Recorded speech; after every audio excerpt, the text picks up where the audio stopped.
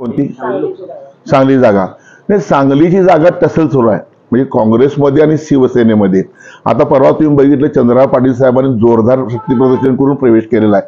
तसं ते मातब्बर आहे तिथं. आता काँग्रेस का हा आपला सेना ह्या संदर्भात ह्या 2 दिवसात निर्णय होईल.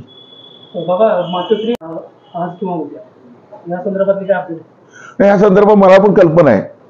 उद्या ते भेटणार आहेत उद्धव साहेबांना मातोश्रीला जाऊन आणि त्यावर पुढचा निर्णय निश्चित होईल. करतील आणि त्यातले कोल्हापुरातले प्रकाश आंबेडकर यांचंही नाव त्यांनी घेतलं. नाही काय सांगता, कारण लोकसभा निवडणुकीनंतर बराचसा काहीतरी वेगळं काय घडू शकतं महाराष्ट्रामध्ये. लोकसभेपर्यंत मला नाही वाटत असं काही घडेल. महत्वाचा मेळावा आपला होतोय. आगामी लोकसभेच्या अनुषंगाने काय नेमकी त्या ठिकाणी चर्चा होणार आहे का? कारण अजूनही अधिकृत घोषणा जी आहे ती नावांची झालेली नाही. एकीकडे शाहू महाराज कन्फर्म त्या ठिकाणी मानले जातात, मात्र हातकणंगल्याचा अजूनही त्याचं संभ्रम आहे.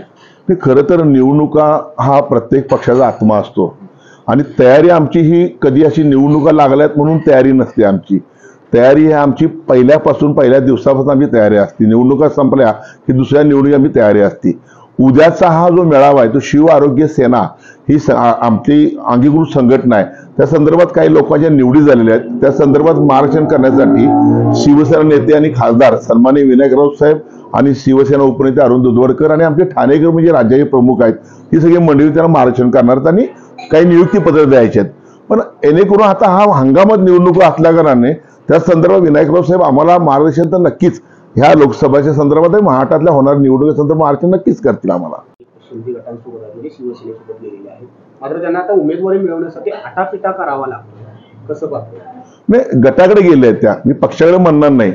कारण देव माणसाची संगत सोडल्यानंतर काय होतं हा आता सगळ्यांना हळूहळू अनुभव यायला लागलेला आहे.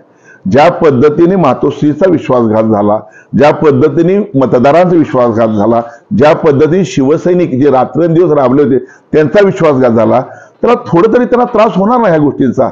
वास्तविक आता आम्हाला तर असं वाटतंय की हेच उमेदवार असेल. आम्हाला वाटतंय आता सगळ्या शिवसेनेला वाटतंय की विद्यमान खासदार आता जे आहेत तेच निवडणुकीत समोर असावेत. परंतु त्यांच्या आघाडीचा त्यांच्या गटाचा हा विषय, त्यात मी बोलणं बरोबर नाही. उद्या जर ते महाविकास आघाडीसोबत आलेच नाही तर तुमची तयारी हातकणंगलेमधून लढवण्याची आहे? 48 लोकसभा मतदारसंघामध्ये शिवसेना, उद्धव बाळासाहेब ठाकरे, काँग्रेस, राष्ट्रवादी ह्या आमच्या महाविकास आघाडीच्या 48 ठिकाणी आमची तयारी आहे. कुणी यायचं कुणी नाही यायचं हा त्यांचा प्रश्न आहे. पण तो निवडणुकामध्ये तयारी करायला पाहिजे ना. तयारी नाहीच असं नाही आहे.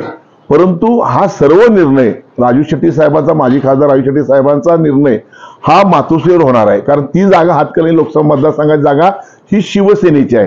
कारण तिथला जो निर्णय आहे तो सन्माननीय उद्धव बाळासाहेब ठाकरे घेणार आहेत.